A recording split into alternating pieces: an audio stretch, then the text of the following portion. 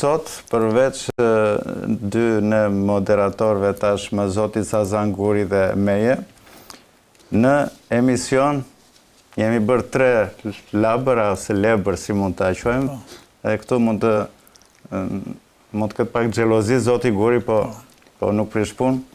Është mikja jonë e vjetër, inxhiniere zonja Laureta Petoshati, në Dukati Vlorës, është autore e një emisioni në një televizion të Vlorës, rajonal, emisioni HEA, mund të ndiqni në YouTube, shumë interesant, është paka shumë në sinkron me emisionin ton, dhe ajo ka bërë studime të hollësishme mbi shumë fushat të vlerave të kësaj shqiptarison, dhe në veçanti edhe të polifonisë që do na flas sot, dhe biseda e saj do t'jetë e gërshetuar edhe me të ftuarin tjetër, zotin Fitim Çaushi, lab dhe ai është Nate Pelena. Është një profesor, ka studiuar në Akademinë e Lartë të Arteve, Degën Kulturë, ka studiuar dhe gjule tërsi. Prej një viti e gjysëm, zoti Çaushi është në një gjyq me ministrinë për punën e polifonisë dhe me një autor të një libri që zoti Çaushi argumenton që është i gabuar, është një interpretim i gabuar i polifonisë. Mbas prezantimit që do të bëj, do të thënë shtimit, komplementit që do të bëj dhe zoti Sazan Guri për 2 të ftuarit tanë të veçantë, do ja japim fjalën zonjës Laureta. Unë vetëm e të fjallë do doja të përmdithja hyrjen që ju apo bëtë zoti Balaj, që kemi 2 studius, po e fillojmë me zonjën Lauret Petoshati, e cila është inxhiniere, profesorin e saj, por nuk mjafton jemi 3 inxhiniera këtu zoti Guri. Por ai është një studiuse, është një Aristotele e kohëve moderne, sepse punon një herësh në shumë lëmi. Është poete, që ka shkruar me 10 poezi, libra, botimi, është kritike, është e artit, apo kritike edhe shumë problematikave që lidhen me aktivitetet e shoqërisë shqiptare, ndërkohë është aktiviste. Ne jemi njohur që në 2005, kur mbronim gjirin e Vlorës nga ato prurjet me tece, me naftë, edhe atëherë. Na i famshëm i teci i Vlorës atje që po prodhon energji zoti Guri tani.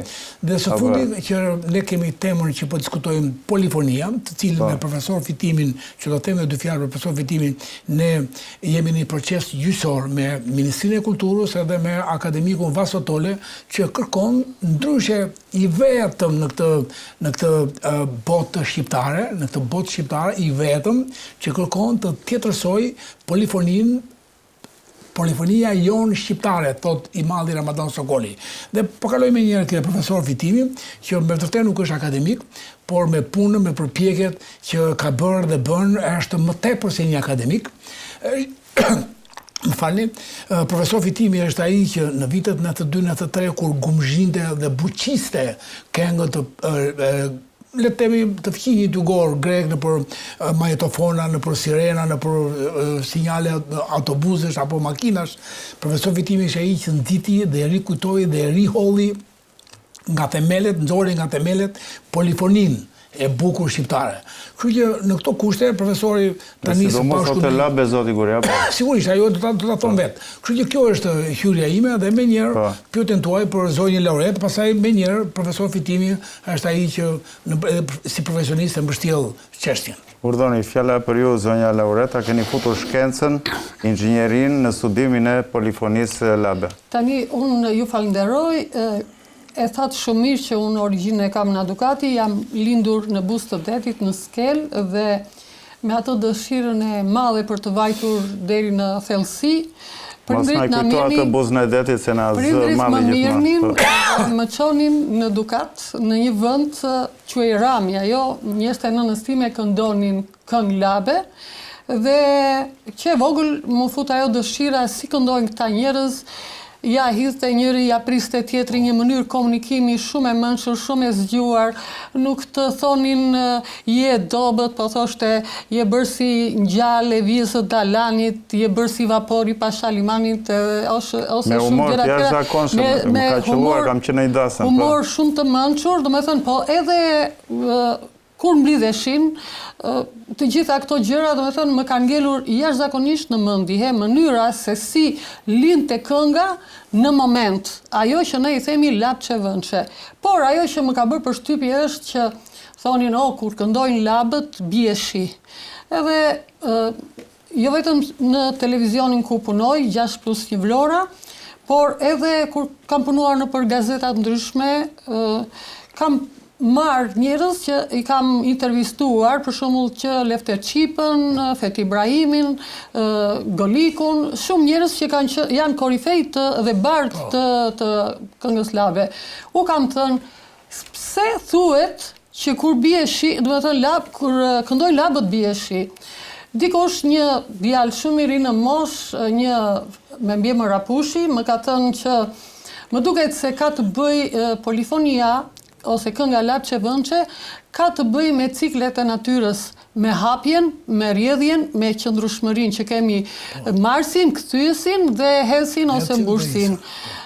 Por faktikisht un kam arritur që ta kuptoj pse ndodh kjo gjë, sepse Vendim Kapaj, një nga njerëzit që i bie fillit në mënyrë të jashtëzakonshme, i komplementuar dhe nga Berlusconi, se i bie me ato dhëmët, më tha një çudi për se si lindi kënga Janinës Çipan Syt. Në fakt ajo ishte një vajtim dhe ishin, thoshte Fethi Ibrahimi, ishte në kooperativ duke prashitur misrin dhe ishte afër rënies së shiut, afër kishte një burim dhe filloi ta bënte atë këngën, domethënë melodinë e tij në përdhëmb, ndoshta ishte ajo gurgullimi i ujit dhe si hidroteknike unë e kuptoj që uji ndikon në anën psikologjike dhe në ritmikën e këngës ose anën njerëzore. Por para se të bie shi, ju e dini shumë mirë që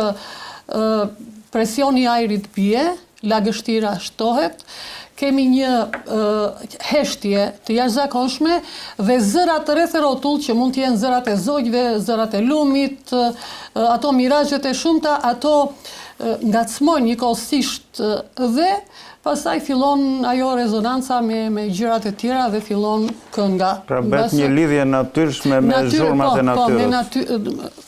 Po, kjo është ajo qetësia ose pritja përpara stuhisë, ajo që të trëmb gjithmonë një heshtje e çuditshme që njeriu i ndëgjon të gjitha zhurmat që ka rreth rrotull. Pastaj do ta sqarojmë të sera dhe profesor. Pak atë vajzë Valve, do në kuadrin e vajtimit që ishte ajo Janinës dhe ajo vajzë Valve është një vajtim në vetvete që del nga shpirti atyre i mariotëve, një këngë aq e bukur. Tani unë e kam këtë sepse kam një person që quhet Janko Pali dhe ishte shoku i ngushtë im Neço Mukës që ka bërë vajzën e Valve.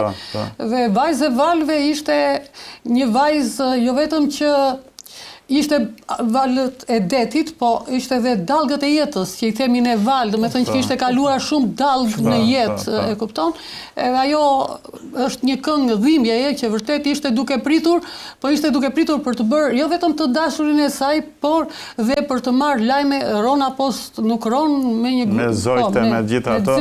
Dhe është dhe një dëshmi që del nga shpirti i mariotëve se me çfarë gjuhë kanë folur i mariotët në shekuj edhe sot e kësaj dite. Do doja të pyesja profesor Fitimin. Pardoni profesor. Profesor, juve jeni së bashku me shumë të tjerë, me profesor Xhani Cikor, me Izeir Llanaj, me profesor Pullum Gjufin, që do dalë edhe një foto nga regjia, që jemi disa procese gjyqësore dhe jemi rreth 4-5 avokat që mbrojmë çështjen. Po ju jeni të bashku me Izeir Llanaj, jeni ndër të parat që keni kapur këtë lajthitje, më thonjse apo i quajtë të një akademiku, Vaso Tole, me qëllime jo dashamirës për vendit, duke i quajtur nga refreni fundi që është kënga polifonike, që tha dhe zonja laureat Marsi, si kthyesi ose mbushi dhe Isua, dhe e quan Ison e vënë shkallë parë, dhe vetëm që e vënë shkallë parë Iso polifonike, por e quan dhe me origjinë apo me shtrat grek. Lufta për juaj, profesor, ku konsiston tash? Që është polifonia vetvete për ju, edhe pse është shqiptare, edhe pse nuk duhet të jetë ISO polifoni? Të parët që kanë kundërshtuar titërsimin e polifonisë, pra këngës që ka trashëguar populli i Labëris, i Toskërisë dhe i Çamërisë, ka qenë Sokol Shupo, që në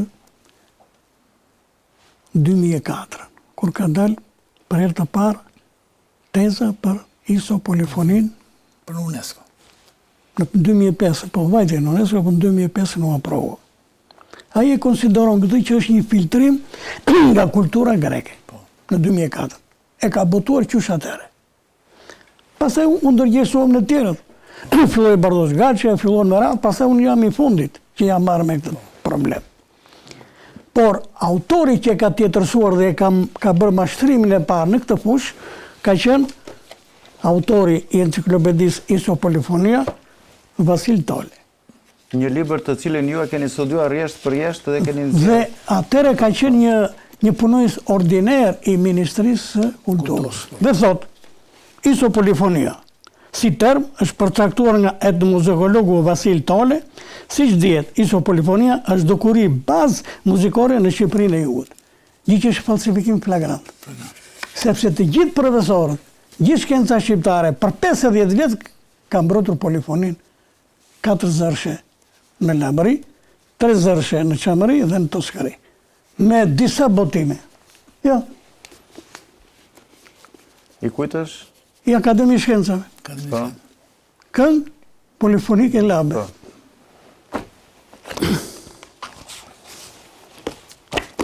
Po.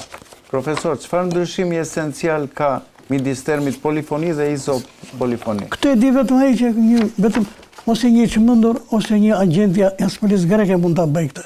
Sepse ai thot, ja ku e ka thot këtu. Në mitologjinë laç greke, sirenët paraqiten si qenë gjysmë zogjë e gjysmë ngë. Pra në mitologjinë greke. Po ne, kur hynë UNESCO, hynë polifonia shqiptare, që më lithi dhe këte ka futur atje. Dhe aq më tepër që sirenat, si shtate zonja inxhiniere, nuk i ka dëgjuar njëri se me çfarë nota është Pra këndoni. do ta themi se çka ka futur ky tani në dosjen e UNESCO-s. Ja ku e ka thënë. Në vitin 2005, si ekspert i etnomuzikologjisë, përgatiti dosjen e ISO polifonisë popullore shqiptare, e cila u shpall nga UNESCO kur vepër e trashëgimit kombëtar. Pra e ka përgatitur Vasil Toljas, i cili është vetë autori. Tani si e hodhi ministrisë, si u mbylli sytë ajo dhe si e kaloi, nuk ka rëndësi. Rëndësi ka që ky ka përgatitur dosjen e kësaj. Po mirë, po gjithë këto studime të Akademi Shkenca për vite të tëra, në konferencat e partës studime albanologjike 62-shin, i cili Ramadan Sokoli 62-shin ka thënë polifonia në jug dhe ISO polifonia në veri. Homofonia në veri. Dy janë dialektet kryesore të folklorit shqiptar. Kjo ka vazhduar edhe në konferencat e tjera në folkloristikës, në konferencën e etnomuzikologjisë, të etnografisë e më radhë. Të gjitha konferencat janë standard, thonë polifonia shqiptare. Ja Benjamin Kruta. Polifonia, dy zërshe, në Shqipërinë e Jugut. Spiro Shituni, polifonia Labe, janë punojës të Institutit Kulturës Popullore, kurse Vasil Toljas ka qenë asnjë ditë punojës. Jo vetëm kaq, por nuk kam mbledhur një këngë që ta futin në institut, ku në arkivin e tij këta kanë mbledhur në përfshatra në përstane, i kanë mbledhur dhe kanë arkivin atje, fondet personale të gjithë. Ky s'ka një dhe jep të drejtën vetes ta Ka imagjinuar ai, ka imagjinuar. Po, jep të drejtën vetes ta konsideroj si ekspert isha polifonisë. Po se ne që jam i rritur me ato, Shpëtim Kushta ka bërë tekstin për Institutin e Lartë të Arteve. Kompozitor i famshëm. Polifonia. Tani, më jepni një tekst të Akademi Shkencave që të ketë për ISO polifoninë. S'ka, këtu mbyllet diskutim. Tani, mundet? Urdo. Tani, ky flet për, e kemi marrë ne nga sirenat greke. sirenat nuk janë subjekte historike, nuk janë njerëz, janë qenie mitologjike, ose është një metafor, ose një alegori filozofike, se si zëri mund të shkëputet, se si njeriu shkëputet nga bashkësia, ndërsa kënga arabe, si nga ana antropologjike dhe nga ana sociale, është një këngë kolektive, është një këngë e tokës. Nëse mund të thotë Vaso Tolja për sirenat, nuk ka një mënyrë të kënduari, të transmetuar, nuk është e transmetueshme me muzikë e tyre. Si këndojnë ato, çfarë melodie kanë, çfarë ritmi kanë, nuk thot absolutisht, ndërsa kënga arabe ose ne si themi, ne themi lapçe vënçe. Pse e themi lapçe vënçe? Sepse lind aty për aty, po të shikosh ata për fjalorin vënçe ka 3 kuptime. Është e vendit, do të thënë e lindur në moment në vend, është e shtruar. Edhe e treta është shumë. Hapeni fjalorin, do të thënë është një fjalë me 3 kuptime. Një si thot Umberto Eco, një trëndafil 9 kuptime, është ka kjo fjalë shqipe që ne nuk e njohim mirë. Tani të vim tek fjala pse është themi lapçe vënçe, se e nisëm aty me frekuencat e me gjithçka. Doja ta nisja tek ligji Schumanit. Ligji Schumanit që përmendëm para se të fillonte emisioni, po. Tani, ligji Schumanit që lind nga ionosfera dhe përplasjat e tokës, sidomos në kohën që blen këto stuhit dhe këto shkarkimet elektromagnetike, toka ka një val të vetme ose një si pulsim të zemrës, i cili është 783 Hz. Dhe këtë ka shpjeguar një shkencëtar gjerman, quhet Schumann, në vitin 1952.